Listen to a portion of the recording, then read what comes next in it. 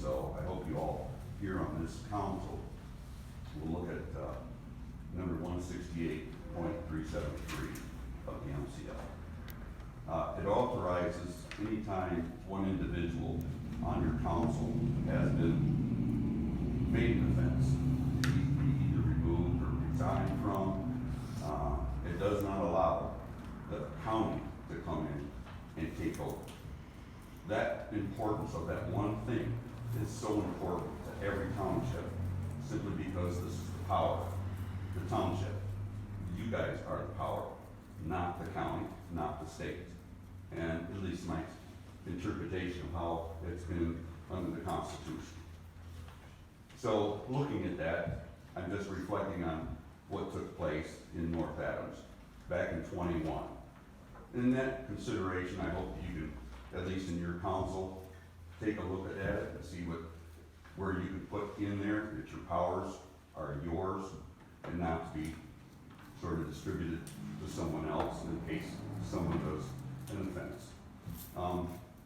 The other is the tree removal, I think in this next coming spring, is a great idea, but I would trying to ask for is, we looked at some handicap rails that would be of interest, that we don't have to go on this little incline to get to the level spot out here on the front of the sidewalk. And we looked at when that can be applied, and I know it's difficult to kind of imagine it, but MDOT does have programs that needs to be looked at so that we can maybe do that. I don't know if you guys want to gesture into that and see what may take place, but I'm just thinking that because of my own handicap,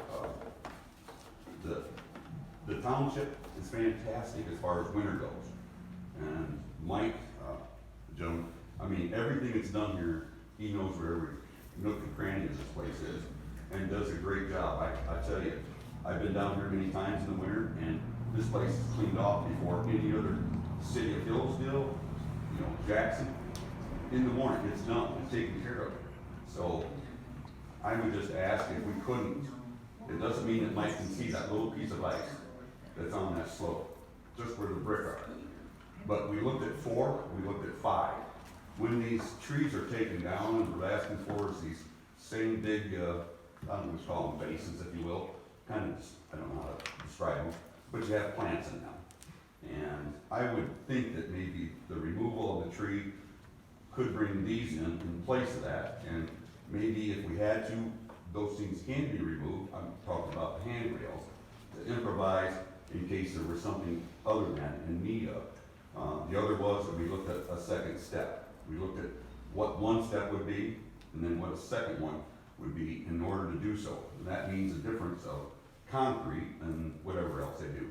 But anyway, I've been asking to get a hold of one other person in Lansing for MDOT for trying to find an escape route, let's say, because of the new construction that will take place hopefully this next following year.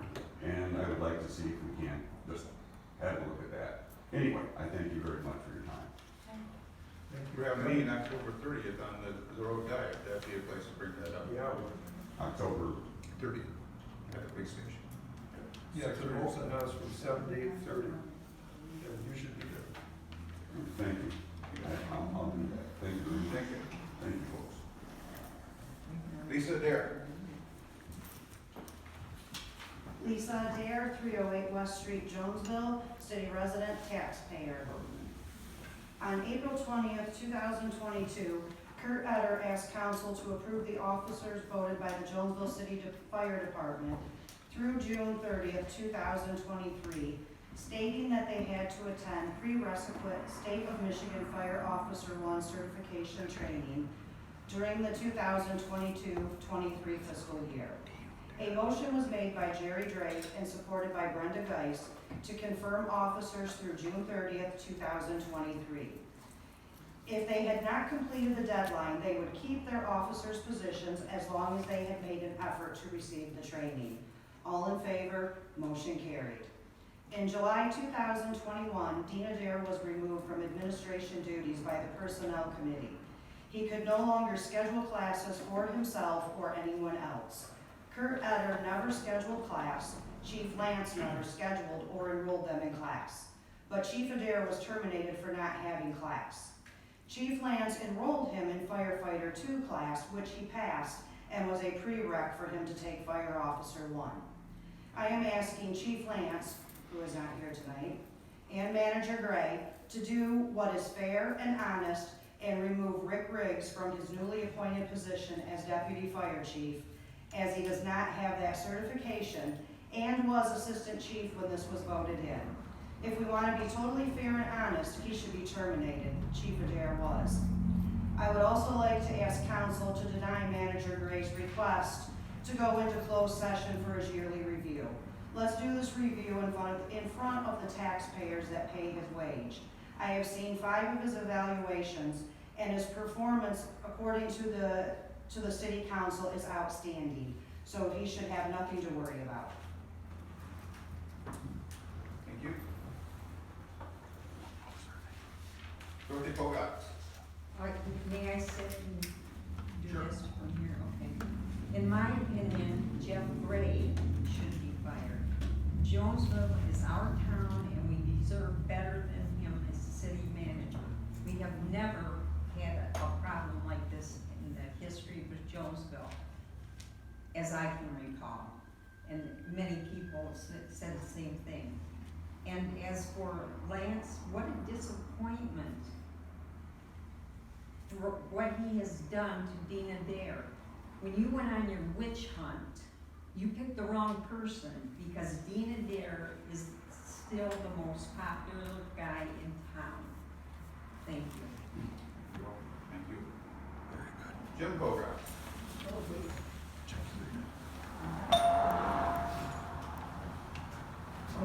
Jim Bogat's, 449 Chicago Street, Jonesville. I haven't got any notes or anything, but just to kind of back up what she said. From what I've seen and heard in the last 2 meetings and even prior to those meetings about Dean Adair, it just seems to me that there just wasn't enough to terminate him. It just didn't add up. I do think that there was some kind of a conspiracy, maybe small, I don't know how many members in that little conspiring group, but I believe that Lance was brought back here by the city on the part of Jeff Gray to fire Dean Adair. And I think this is all based upon the fact that Jeff Gray does not like Dean Adair. It's a personal thing.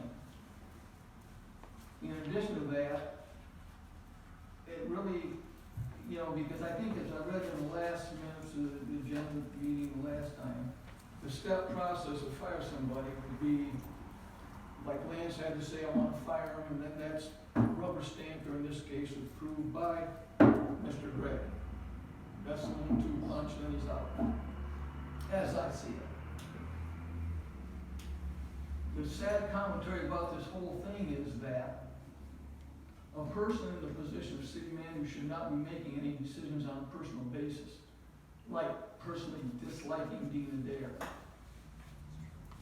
The real sad thing about it is that you lose somebody who was a devoted public servant.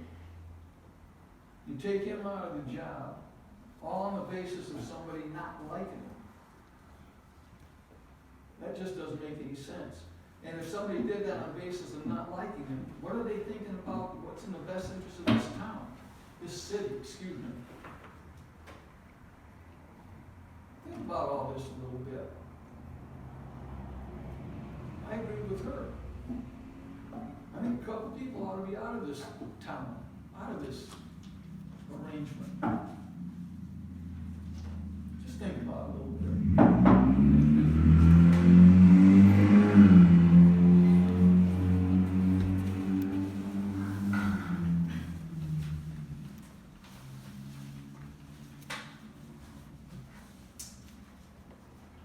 Is there any other people that would like to address the council at this time?